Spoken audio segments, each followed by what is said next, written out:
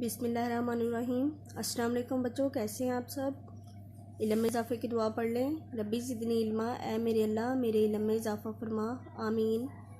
बच्चों, हम उर्दू का सबक हमद कर रहे हैं, ठीक है ना। उसकी हमने मशक के एक क्वेश्चन कर लिया है, दूसरा हमने कल आधा किया था।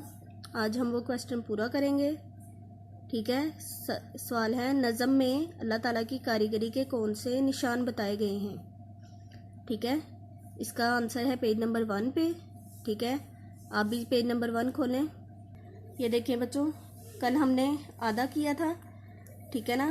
नदी, नाले, पहाड़ और मैदान, ठीक है। आज हम पूरा करेंगे फूल, पत्ते, दरख्त और हैवान, ठीक है। कल हमने आधा किया था, आज हम पूरा कर।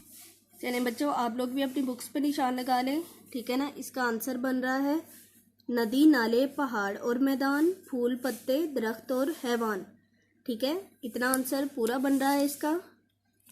आप लोग भी बुक्स पे अपने निशान लगा लें, ठीक है बच्चों।